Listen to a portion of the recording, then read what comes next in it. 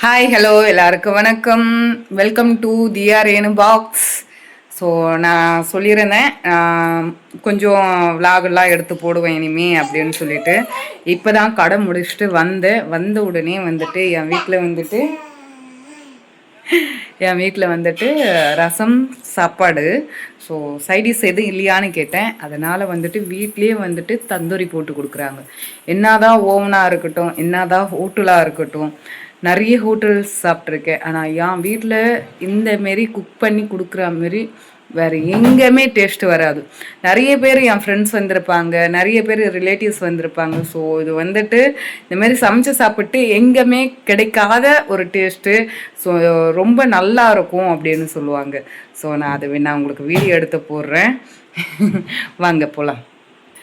என்னதான் 1,50,000 லட்ச ரூபாய்க்கு கட்டில் பெட்டு வாங்கி போட்டாலும் இந்த இவ இருக்கிறாளே இவளும் இந்த இன்னொருத்தி இருக்கிறா பாருங்க, இவளும் அவங்க அப்பா வந்து வெளியே தூங்கிட்டாராம். அதனால் வந்து தேட்ரு செட்டப்பு பண்ணிட்டு வந்துட்டு படம் பார்த்துனுக்குறாங்க. இந்த அம்மாவும் அப்படியே அவங்க அப்பா கூட வந்துட்டாங்க. இதடி ஏய் இது செல்லக்குட்டி. இப்போது ஒரு ஸ்பெஷலான ஒரு வாங்க பார்க்கலாம். தந்தூரி இது வந்துட்டு எங்களோட காம்பவுண்டு புகை வந்துருச்சு.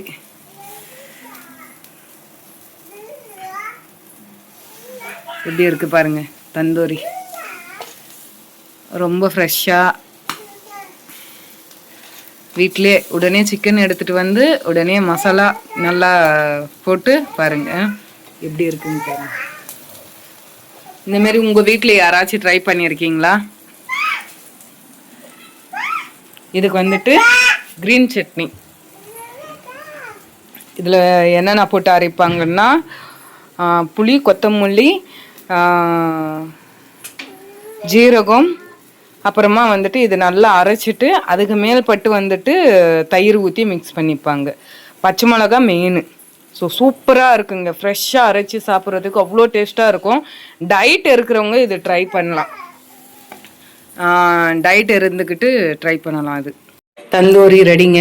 இங்கே பாருங்கள், லெக் பீஸு, நெஞ்சு பீஸ் எனக்கு கொடுத்துருக்காங்க. ஸோ சட்னி ஓகேங்களா.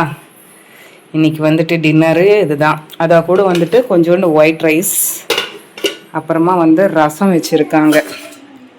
ரசம் சாப்பிட்டு ரெஸ்ட் எடுக்க வேண்டியதான். நீங்கள் உங்கள் வீட்டில் இந்த மாதிரிலாம் ட்ரை பண்ணியிருக்கீங்களான்னு சொல்லுங்கள். இதோட ரெசிபி இது எப்படி செய்கிறது என்னன்றது கமெண்ட்ஸில் கேளுங்க. நான் கண்டிப்பாக அதோட டீட்டெயில்ஸ் எல்லாம் உங்களுக்கு கண்டிப்பாக நான் சொல்கிறேன். ஓகேங்களா, வாங்க எல்லோரும் சாப்பிடலாம்.